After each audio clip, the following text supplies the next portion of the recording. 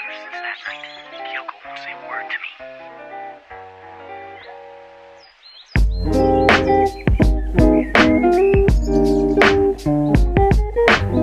Today, we're gonna get book nerdy. Well, as some of you know, I'm currently taking a semester off college. Not really because I want to, but because life is just going on. And well, during this break, I have been reading a whole lot of books. Like, a lot. I've been on break since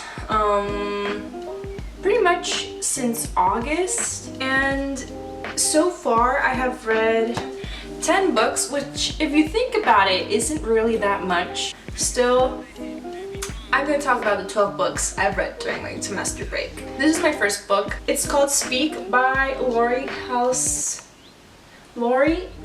Anderson. I hope I'm pronouncing her name right. I'm so sorry. The book is from 1999, and it has actually been turned into a movie a couple years back where Kristen Stewart, baby beautiful baby, stars in it. And I haven't seen the movie, but I read the book, and it's a pretty good book. Overall, I give it around 4 out of 5 stars. It basically talks about a girl called Melinda. She is a girl that suffered a traumatic experience which has caused her to go inside herself and not really interact with other people. This causes for her to be bullied at school, and this traumatic event really has affected her in a way that she doesn't really know who she is. She becomes basically a teenage outcast. And trying to go through the motions as a high school freshman, she encounters herself with a lot of enemies and a lot of traumatic events that bring her back to that one tragic moment that she lived during the summer before she went into high school. This is a very well-paced book. I really liked it. It's not that big of a read. It's about 200 pages long, and I found it pretty moving. And then when you get to the big reveal, it's like, wow. You don't really know what it is, but you think you know, and then when you know, you know. So, yeah. Second book I got is Shadow and Bone by Leigh Bardugo. It's actually going to be turned into a series, a TV series or Netflix series, I think. And I'm very excited to see this trilogy come to life because it's such an amazing book. I loved every single one of them. I thrifted this one first, and I fell instantly in love. It's pretty much a 5 out of 5 stars for me, and the whole rest of the series is also so good. If you can, you have to read this book. It basically talks about a universe or world where Grishas are a thing. They can move air, they can manipulate fire and water. Some even manipulate darkness, which is what the Darkling does. The Darkling is pretty much the head of all the Grishas, and these Grishas aren't really very common. It's like a certain percentage of the population, but this certain percentage is a very powerful one. They basically work as an army for the king. And we have a main character called Alina Starka and her friend Mal. They are seemingly normal, but after an encounter into the Fold, which is a forest that has gone pretty much dark and everybody who enters there basically dies, Alina discovers that she isn't in fact completely human. She is a Grisha that can actually manipulate light. So this becomes very interesting because she becomes the key to getting rid of the Fold and unifying the country as a whole instead of having it divided into bits. And well, there's a lot of romance. There are love triangles, and I love how this book goes farther ahead than her being in love with this guy or with that guy. It's more her growing and realizing who she really is and embodying the person that she wants to be versus the person she is supposed to be. So really, if you can get your hands on this book, I would 100% recommend it.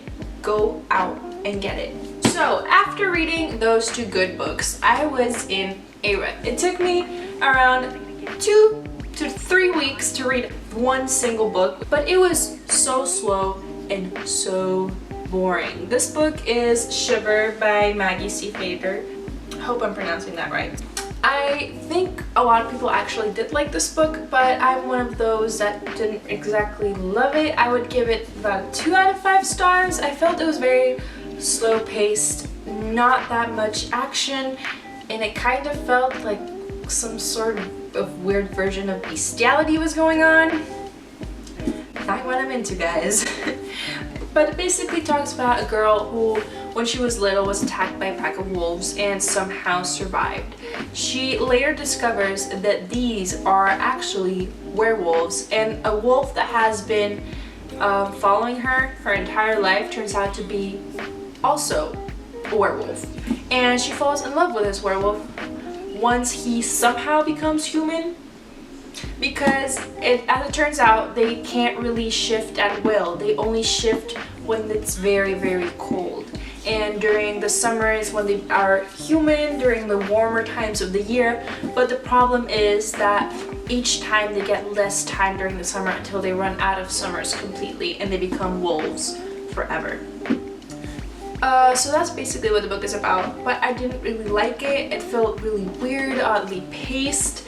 Some stuff that happened could have just not happened. It felt like they were sputtering out plots out of nowhere, and I wasn't really into that. I like a book that can grip me completely, and I feel like I can't take it down before I know what's gonna happen next. Next up, I have Evermore by Alison Noel. This is also a 2 out of 5 stars for me. I didn't really like it. I know that it's a book series that has like 4 or 5 books, but I would probably not continue reading it. So this book basically talks about a girl who, after a terrible accident, ends up with the ability to read minds, look at auras, and basically see ghosts. Well, she doesn't really know what to do with these abilities. Well, she just goes through high school and has to move in with her aunt in California. And in this new high school, she meets a guy called Damon. But this guy just ends up being perfect, and he helps her with her psychic abilities, like turns them off or whatever.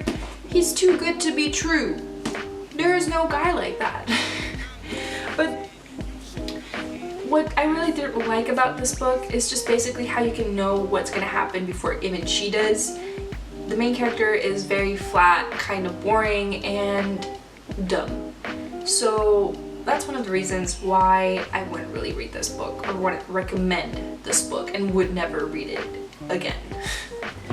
Well, the 2 books I read after Evermore are Ruin and Rising and Siege and Storm by Leigh Bardugo. They're the 2nd and 3rd book in the Shadow and Bone trilogy, part of the Grishaverse. I can't really talk about what they are about because that would sort of spoil the first book for you guys.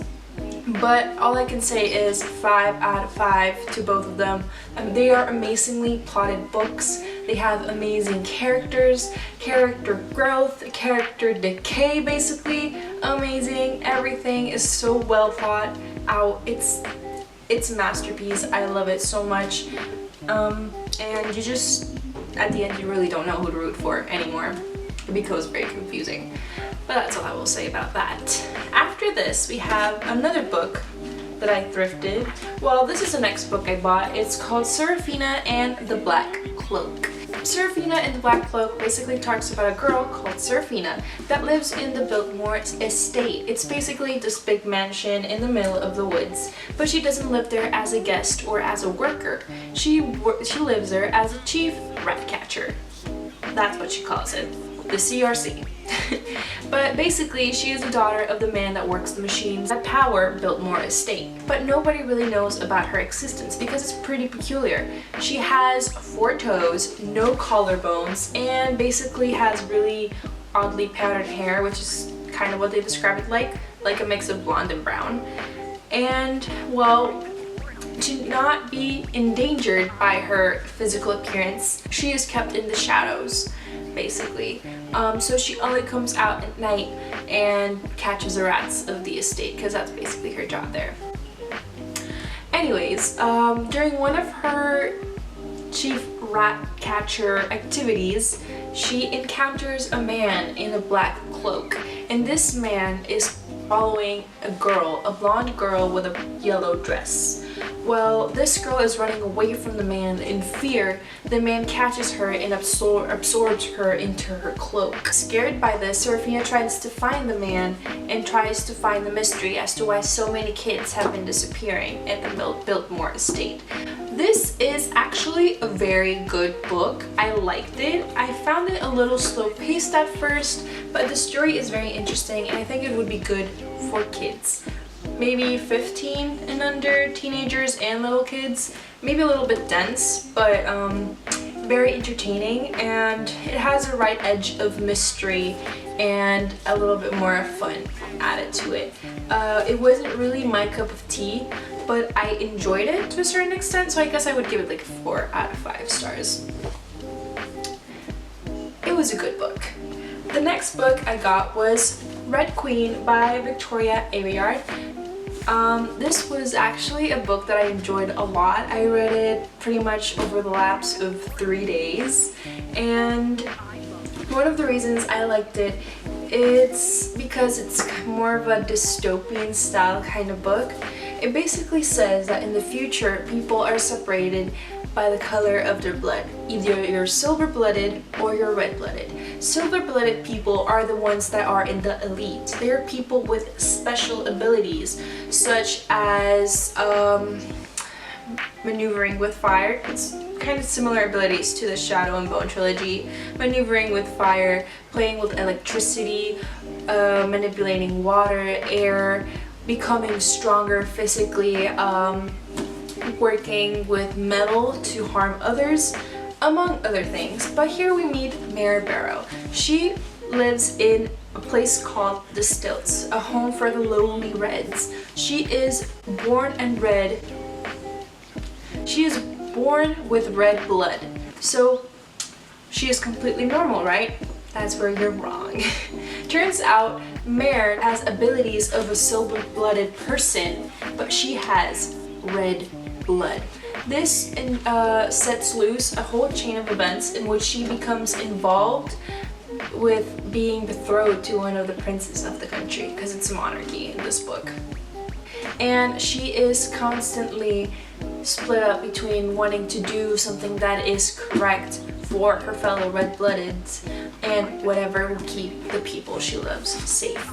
This is a very, very good book. Overall, 4.9 out of 5 stars. I loved it so much. There wasn't a thing I didn't really like about this book, and I really hope I can get to read the next part soon. After this, I read Cruel Prince. There had been such a hype around this book once it came out. I think it came out last year, and I found it at Goodwill and I said, why the hell not? It basically talks about Jude, her twin sister, and their older sister, Vivi. Vivi is half fae, half fairy, and they were living in the mortal world when they were around 9 or 6 years old, in the case where the eldest was Vivi. Their parents are brutally murdered by Vivi's father, Maddox. He is the head of the armies at basically Fairyland. And they are taken there and raised by Maddox, and they have to live in a place where all fae, or most fae, despise humans, especially the youngest prince, Prince Cardin, the most cruel of them all. You see, Cruel Prince. See what I did there? To win a place at court, Jude must defy this Prince Cardin and suffer the consequences. That is basically what this book is about, but this book was so good. The ending, it killed me. It has a sequel that already came out, and a third book that would come out this November, which is amazing, and I just can't wait to get my hands on them all. But this book was so good. It's basically a 4 out of 5 stars for me. The only thing I have to say about it is that the beginning was kind of slow. But if you're into fantasy, into understanding a brand new world, and into a little bit of romance and a whole lot of action, I would definitely recommend this book for you guys. Now last but not least, I have Cami Garcia and Gabriel Piccolo's comic book called Teen Titans Raven. This is basically another take on Raven's origin story, kind of building up into how the Teen Titans will get kind of building up into how the Teen Titans will assemble, and it's so amazing because the art is just so beautiful. I really liked it. The pace is great. The origin story is even more amazing. Basically, it centers around a tragic accident suffered by Rachel Roth and her mother, where her mother has to pass away and Rachel Roth, loses all her memories. Now she must find out who she really is and how she fits into this world. Coming across different obstacles that come in her way, she must live with her aunt and her cousin and understand who she truly is and what that means for her and for the rest of her life. I just wanted to come across why I love thrifting. Thrifting for me is a way to reduce the waste that I generate overall. Everything created and sold has a carbon footprint. When you thrift, you're not creating a brand new carbon footprint for that item, and you can also enjoy something at a reduced price. That's why I try to thrift most of my books, and if I can't find them either at my local thrift store, Goodwill, Salvation Army, I will most likely now look them up online on online thrift stores or online reselling places, and if I can't find them anywhere, I will most likely buy them new as my last option. But this is a good way if you care about taking care of your environment, to thrift your books and maybe share them or exchange them with your friends. It's a good way to read more at a lower price and to also take care of the environment in the process. Anyways, that's it for today's video. I hope you guys enjoyed it. If you want me to review any more books, make sure to give this video a good thumbs up and leave a comment down below of any books that you like or that you want reviewed, or any books that you have read that are in this video. I want to know your thoughts about books that I have reviewed, or maybe books that you did enjoy, and maybe recommend me some more books. I love reading, I have a lot of time, and it's a great way for me to spend it. So I hope you guys like this video, give it a good thumbs up, and make sure to click on the subscribe button if you are new and want to see more videos like this. I guess I'll see you next week. Bye!